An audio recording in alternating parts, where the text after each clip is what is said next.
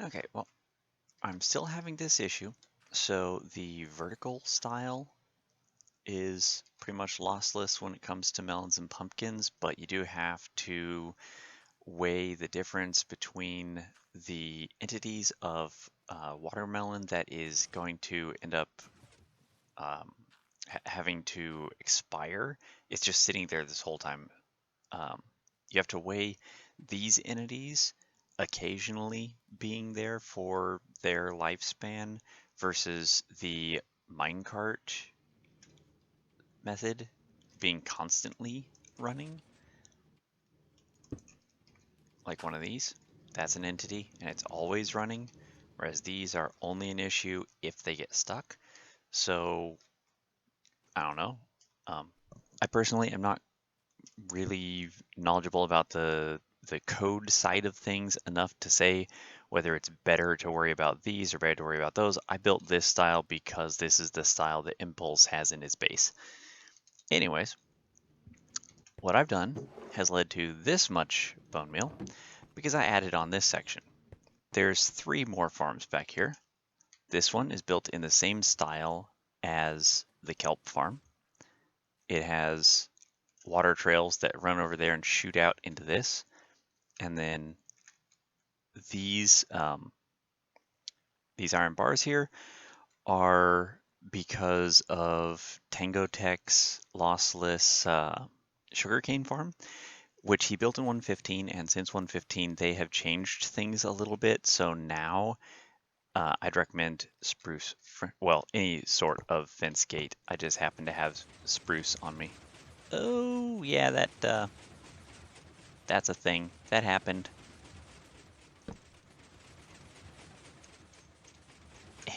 In place.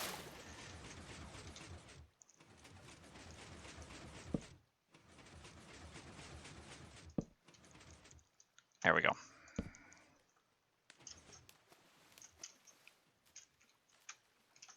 I guess I shouldn't have tried fixing that midway. Well, grab those.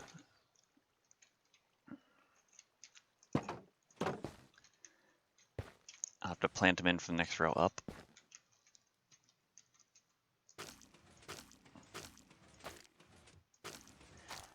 Anyways, the reason why I'll show you down here instead is in 1.15 it wasn't a problem, but in 1.16 when the piston extends, it actually connects right here, and sometimes that will stop the item that's broken from making it all the way to the bar, so it'll actually land on the same space that it's planted. So this is a problem, and if you do gates instead, gates don't connect to anything, so the item is still able to get all the way through. That's a suggestion that people had in the comments for Tango's lossless sugarcane farm. These do the same thing, and it's probably for the same reason. I didn't know what was causing it when I started having this issue, but it's either that or it's because unlike these and unlike kelp, the crimson stems grow from the ceiling, and so they break from right next to the floor, and they may just not be getting enough push in order to make it that far. So I don't know whether or not it would help to space this out one extra higher and have an extra space underneath the stem between this layer and that layer, have it 3 high so that it would have an extra space to fly towards the iron gates or the fence gate, iron bars or fence gate. That might work, but otherwise there is kind of significant loss in regards to the crimson stems. And I'm pretty sure it's because you're breaking them from the base level, and so they're just hitting that level before they would run out. You can't really do this design and put ice under them, hoping that forward momentum lets them slide forward and into the gap, because if they don't have enough momentum, if they're not being pushed, sometimes if they are being pushed, they still can't get off the corner of a block and into the next space. So the ice probably wouldn't help, and also you'd still have to space it out again because they're growing from this layer. So you'd have to have ice on top of this layer and then move the whole machine up. So this is the same exact design as the kelp, except that these blockages are in the same layer that the water normally is. Otherwise, exact same design. For the Crimson Stem one, it's just reversed. So instead of looking through here, note block, and then above it, you have the observers coming back to the piston. You have looking back, note block, and beneath it, the observers coming back to the piston. The difference is, because the note blocks are on top this time, if you don't put something across the top of them, they make noise every time they fire. You may not care, you may like that, but this is necessary in the Crimson Stem design in order to keep the sound from bothering you or anyone else. This is Tango's lossless sugarcane design. This side does not appear to be firing. Interesting. Not exactly happy. Not bamboo. Let's get rid of that. I don't know what causes it to fire. This side doesn't seem to want to very often. But this side isn't having a problem. The middle's not having a problem. It's just this one, and that was just that time. I've never seen it have a problem before. This side's just fine. This side's just fine.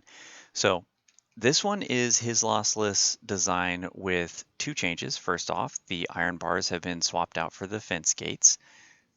And second, I added an on-off switch because this much redstone dust running all at once, this many pistons firing all at once, they do cause some lag spikes for me. And that's the first time I've had that happen in this redstone testing world, is running with this much, and it all happening at once. So basically, this on-off switch, if the light's off, the machine is off, comes back here, inverts this torch. That torch does a whole bunch of these torches, which come up here, and when this block is powered and when this block is powered, they send repeater signals out into those two and this one, which then has another torch column that comes up to here. And when this one is powered, then it puts it to here, and that sends a repeater signal out to those. When those blocks are powered, they extend the pistons, which extend the target blocks onto these spaces. Right now, this is the observer. It doesn't matter if the observer fires or not, and that might be why this one fully grew, actually, is because I had the machine off for a little while, and this one may have grown up before I turned it back on. That could be a problem, which means I'm probably going to want to design in a manual fire button as well, just to like send a redstone pulse or something that'll cause them all to fire. But you can see it trying to fire, and it's not working because the target block isn't here. When the target blocks are pushed forward, then this powers this redstone dust, which powers this redstone dust, which links to the target block, and then the repeaters take the power of the target block and do the normal Tango redstone chain that fires all the pistons. So the off switch basically disables the ability for the signal from the observers to reach the pistons by taking away these target blocks. And it's not too asymmetrical.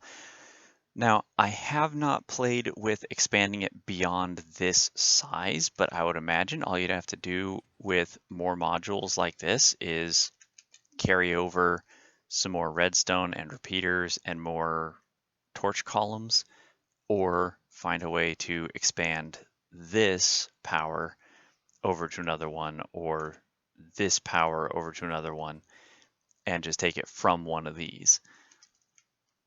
So I'm sure someone can figure that out. I just wanted to have a little bit of an improvement on it so that if I didn't want it running, I didn't have to have it running. Anyways, adding in these two farms and then this one did that.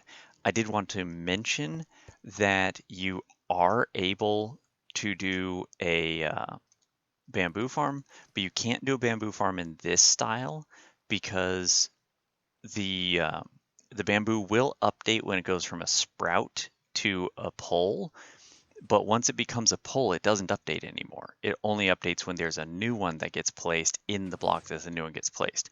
So this one doesn't work for bamboo, but this one would.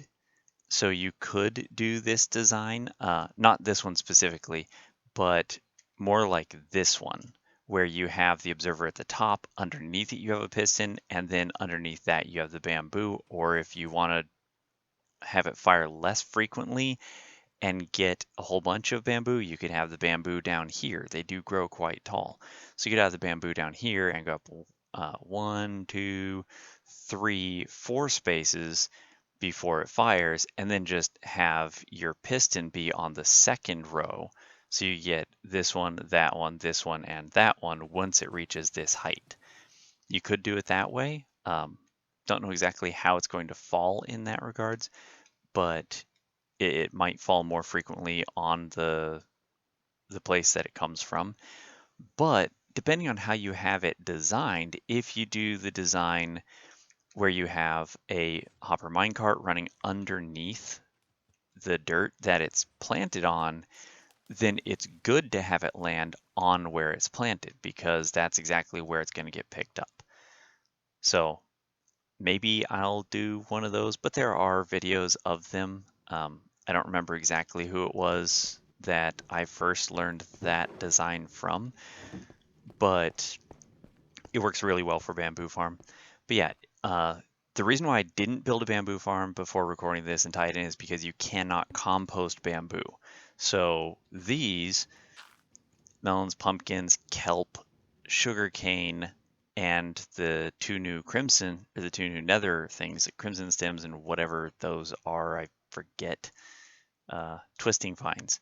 Those are all compostable and you can farm them all very easily, unlike things like carrots and potatoes and so on. You could do villager auto farm and have their output go into a composter as well, but you don't need to. Like personally, with the amount of lag that the sugarcane puts in, I'd go with kelp. Oh, hey, finally have a pumpkin causing problems. But kelp grows so fast that doing this and this is a lossless design. This is not a lossless design. This is a lossless design, but it causes lag. This is not a lossless design. This is not a lossless design. So this one and the kelp farm are the only truly reliable methods, but that one only fires on the individual kelp that needs to be fired on when it grows, and it it grows faster than sugarcane, and it's nowhere near as picky for getting all the pieces in. Like you have to have the packed or blue ice at the end. You have to have the pressure plate on it, because if you don't have the pressure plate on it, I don't know why, you'll frequently get your sugarcane stopping right here on the edge. So if you don't have the pressure plate, then it doesn't work right. So this is a lot pickier. If you need sugarcane, if you do a bunch of rockets or something like that, this is great. Build one of these. And then you can have the overflow shoot off into one of these, and you'll fill up your rocket supplies in no time, and then you'll make a whole bunch of bone meal as well. But if you just want bone meal, kelp is probably the way to go. Basically, this one turns that one, they toggle each other all the way down. That's how these torch columns work. So when I have my power turned on, like I do right now, it powers this block. When this block is powered, it turns off the torch. When the torch is off, there's no power going into here, so these torches are on. Because these torches are on, these blocks are powered, so those torches are off, which means these blocks are unpowered, so those torches are on. And so it just alternates all the way up. As soon as I turn off the power, then this block is no longer powered. This torch is working, and so this torch turns off those torches.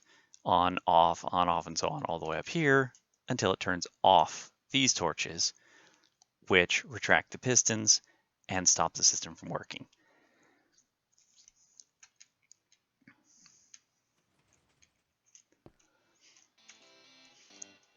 So yeah, if you enjoyed that, like, comment, subscribe, and see you in the next video.